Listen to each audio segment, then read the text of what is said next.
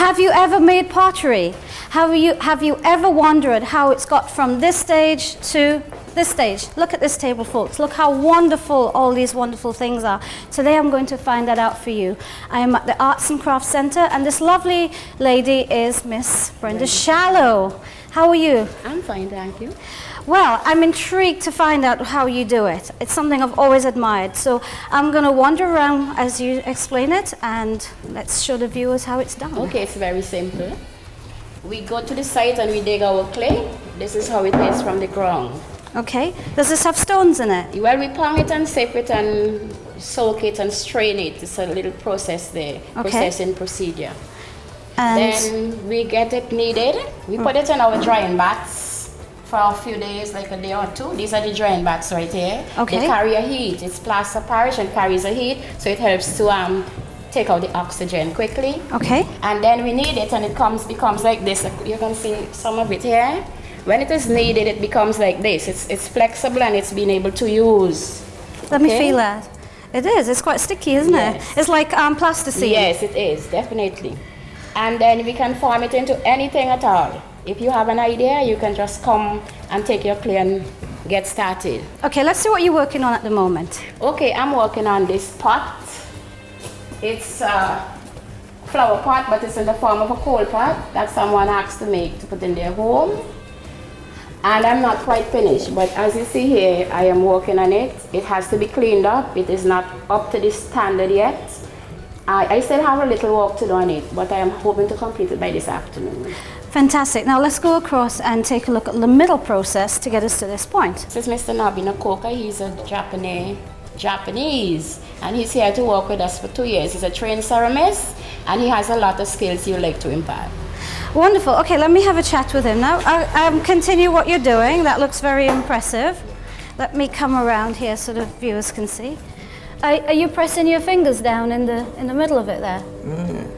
What? Are you pressing that down? Yeah. Okay. Pinch. Are you pinching it and pulling it up? Yeah. How many years have you been doing this? 7 years. 7? Yeah. That's a very long time. No wonder you're very good at it. And when you're done this, what are you making? Bowl. A bowl? Yeah. Something like that. Something like that? Yeah. Does that mean that you're going to have to cut it? Yes. At this moment. Wonderful. What have you got in your hand there? What's this? It's tube. Wood tube. And then become smooth. Right. Yeah. Okay, well let's just observe you for a second. It works. I think I'm disturbing you. But let me just look at you for a few minutes. Brenda, come over here and explain what he's doing. Okay, he's making this is the potter's wheel, and he's very, very good at this. Very good. Right. What I would do in a day, he would do it in a couple of minutes. So he is the one who really works on the wheel most of the time. He's making a bowl here. As you see, he centered his clay, and he formed using his hands and his fingers. He goes up and down, and then he forms it out, and he cuts it off and when it takes the shape. Brenda, if I attempted that, it's going to come all wobbly and lopsided. I guess so. You have to be trained. You have to be an expert to be doing this. Look in such a short at period of time. that. I am amazed. I'm completely amazed. Okay, we're going to go through and see the kiln in a second, where we just stop to see what this young lady's doing. This is Alexis Glasgow, and she is responsible for kneading clays, working with the slips, and she needs it to take out the air bubble. So when we put it on the wheel, it will not crack. All the air would be gone. If you put it in the kiln with the air, it would crack and mash up the pieces inside. Is it a little bit like kneading dough? Like when you're making bread, you have to knead until you sense that it's ready? Yes. Approximately how long do you need to knead it for? Just about 5 minutes. Is that all? You can knead it, depends on how soft it is. Right. You need it a little more, but about 5 minutes. That's not very long. Because my next question was, is there a machine that can replace kneading it by hand? Yes, there's a pug mill, but we haven't one here right now. It's supposed to be here in March. Okay, well when we begin our training. Right, let's go see the kiln. Sure. Right, Brenda, this is your kiln. Yes, it is. You know, I was expecting something much bigger. Well, presently we should have a bigger one, but it's on the way. It's not here yet. We ordered it from overseas. It should be here in March.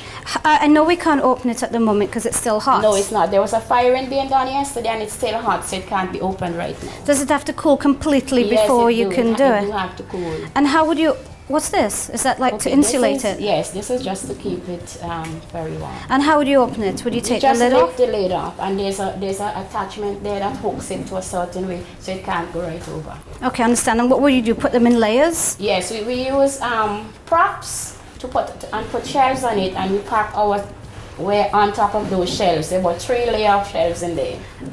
I understand. What temperature does it have to go to? Okay, well, it depends on the firing you're doing. If you're well, right now we're doing a biscuit firing, that would go up to 1910 degrees Fahrenheit. Fahrenheit, okay. And does the temperature depend on the different products that you're doing? If you Yes, if you're using depends on what you're firing, and depends on what kind of glazes you're using. You have to use different temperatures, and we use a pyrometric cone that helps us to quote our temperature gauge. I see. And would the different size of the objects matter as well, the temperature? Yes, they mature different. For biscuit firing, we do a very slow firing, and for our glaze firing, we do a very hard firing. But we have to do it in different stages, so we have to go through a lot of working out our. I understand. Would you lose a few pieces? Because I look. Yes, we do. Yeah, look over here. Look, you've got a broken cup Because there. clay, we have been testing our clays here, and all of the clay don't fire the same. So then if you find them cracked, it's because all the clays are different. I see. Okay. Would you normally combine clays, or do you keep them pure? We keep them pure. We want to keep them pure as much as possible. We just go local all the time. Okay. Well, let's go see some of your finished products now. Thank you. Right, Brenda, I want to take the next few minutes to look at some of the wonderful things that you've made here. There's quite a vast difference between this batch and that batch. Definitely. Okay, this part, these were made by Mr. Nakoka, our Japanese volunteer. Okay, why is it slightly blue? Because we have been using a glaze. It's a chemical, a glaze that covers the pot. Okay. And it takes out most of the porous color and puts it a glossy color. It's And lovely. it's food safe. It's food safe? Yes. Okay, so you can actually drink out of Definitely, you can. these objects. Okay, and the green. How do you get the different colors? These are pieces of bottles, broken glass bottles that are melted. And I think what he's been doing here, he's been trying to depict the St Vincent and the Grenadines. If you, Oh. he didn't tell me Is that, that quite but clever? I have noticed that Look. the small islands of the Grenadines and St Vincent, this is what I have noticed it really is. Wonderful. And let me just put that down. What are these little round things on legs? These are things you can put like little pots on, Okay. or vases or whatever. And these are what he made as well. These are his display here. Tell me something. When you've done something like this, how would you go about cutting out those little holes in there? Okay, you cut it when the ware is green. You just cut it to the desired length that you want, and you design it however you want. Fantastic. Now let's move to this side of the table and okay, explain. That side is all nice and neat with lovely little smooth edges, and this side is a little bit abstract. Okay, because I love abstract art. This is what comes from deep within me. Right. I wake up one morning and I have an idea and I come and sit down and I work on it. It's not anything from a book or anything that somebody asked me to do. It's just from me. Right. Okay. And this is every one of them carries a message. Okay. In the early days, the Carib and the Arawak, they digged out holes in the trees. And when they send 2 men below, and a lot of them get in here, and they make makeshift steps from the weed of the tree, the twigs. Okay. And when they're being attacked, they will jump down from back there and join their 2 men there and fight back. Okay, let's just show the viewers the steps that you're talking about. Let's turn that around. Did you read about that in history and you tried to? And I put my own imagination together.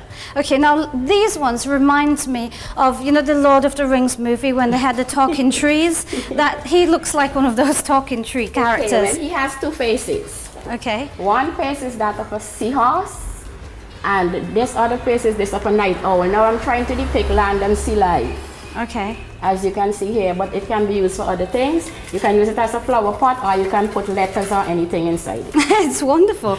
Brenda, how long would one of these things take for you to make? About 2 days. Just 2 days all? Yes. Okay, wonderful. Well, the last thing we should look at is this one. What's this one? This is just an abstract art, and it is seeing in the eyes of the beholder. It has 2 different eyes, And what you can see, I may not see. Okay. Okay, and if you look at the back, you would see the mountain, the hills, and the slope. This is what it represents. Wonderful. Well, on that note, let me make sure I release that properly. Grab that for me. Fantastic. It's just left for me to say thank you very much. You're welcome. My hands full of clay. That's okay, I have got clay hands. Thank you for coming. Okay, and I wish you all the best down here. Thank you, and I hope you come soon again. We will have more. This is just a sneak preview, Okay. but we're hoping to have lots more probably in March. Wonderful, thank you. You're welcome.